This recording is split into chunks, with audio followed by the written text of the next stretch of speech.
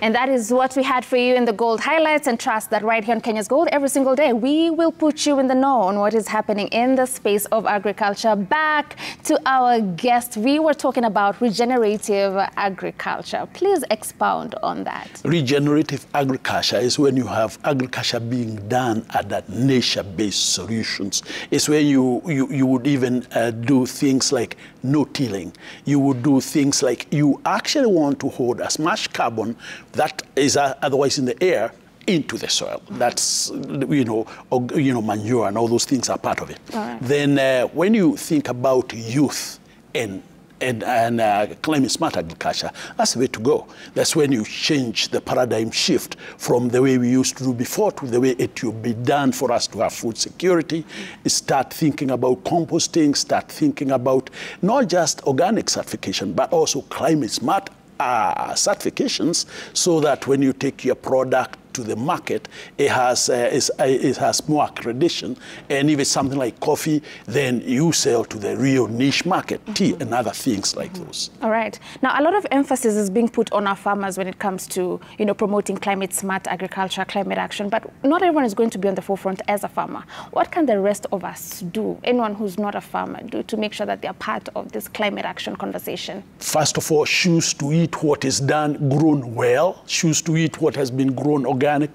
Choose to listen to shows like yours. I must take this moment, please, Ms. Gena, to appreciate the show that you're dealing with. This is good because you're looking at the in-depth of what needs to be done, technologies that needs to be done. There are many technologies to be done, and there are many ways to measure effects like those. And things like the COP28 that's happening this year in December, this is where, and there's a lot of money for this. There's money for capacity building, there's money for technology exchange and stuff like that. So while there's not too much time to talk about it today, I still think that there is a lot to talk about in another time. Okay. But I appreciate both Citizen Television and, of course, I appreciate you a whole lot. Oh, thank you so very much. And as we wind up, being an expert, I'm sure you can tell some of the trends that you're seeing will come into place when it comes to agriculture. I mean, now that we're living in a very technological space,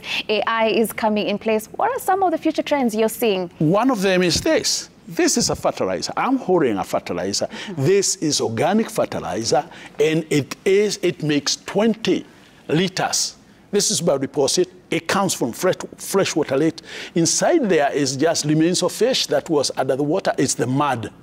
That mud at the bottom of the lake that you take is organic, and it produces food more than 3, 4, 5 times and cleans the soils, replenishes the soils, what you call amelioration of soils. And these are the ways to do. We don't have to import any fertilizers from here. The fertilizer is right here, Lake Naivasha, Lake Baringo. These are freshwater lakes. Lake Oborosat in Naivasha.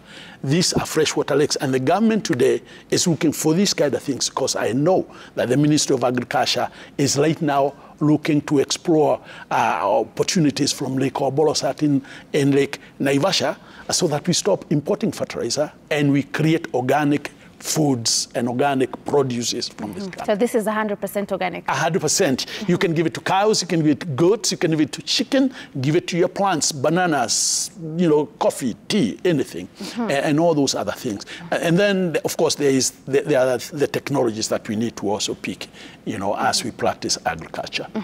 Now, talk to the youth. They are the heart and soul of this program. Do they have a space in agriculture? Yes, the youth of this country, and I would like to thank some youths that I work with.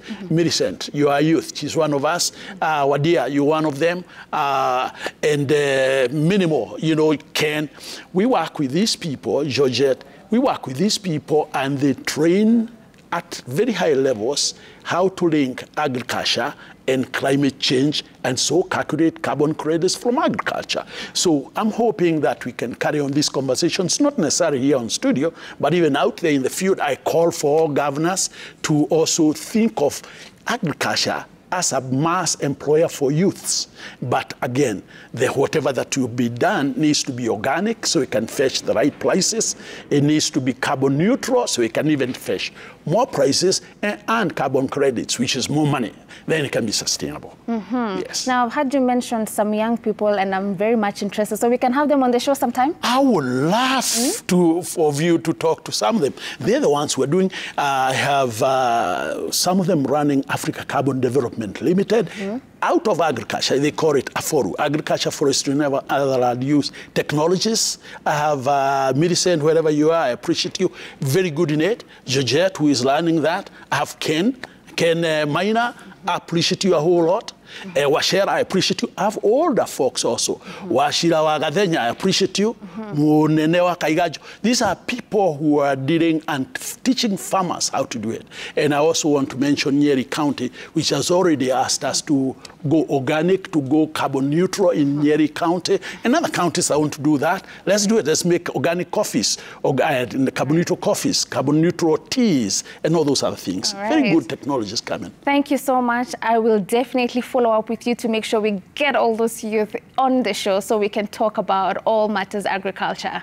I appreciate you, Ms. Diana, and this is the way to go. This is absolutely the way to go. Thank you so much for making time. It's been an absolute pleasure having you with us today. Thank you very much. All right, there you go. We have had it with our guests. Absolutely insightful points when it comes to climate smart agriculture, organic farming, and all matters sustainability. We have come to the end of the show, and also what a week this has been. And it would not have been possible without you, our audience. Also, Terer back there in Kericho, thank you so very much for that amazing feature, and also our production team that is working tirelessly to make that this show goes on air, and it's absolutely beautiful. Now we are going to leave you with AgriNation, and in the spirit of advocating for climate smart agriculture, there's technology that goes with it, and we hit the road to see what our farmers are doing on the same, and we landed in Machakos, and we got to see how they're incorporating technology in climate smart agriculture. That is what we're going to be leaving you with. But for now, please continue with the conversation across all our social media platforms. On Instagram, we are at Kenya's Gold. Feel free to DM us. Our SMS line is 22422. Our email is kenyasgold@royalmedia.co.ke. And our parting shot for the day is: it is impossible to have a healthy and sound society without proper respect of the soil. We need to take care of our soil. We need to take care of our golden soil. That is all we had for you on the show, and that is all we had for you this week. See you again next week with absolutely so much when it comes to agriculture. But for now, we leave you with AgriNation. Bye.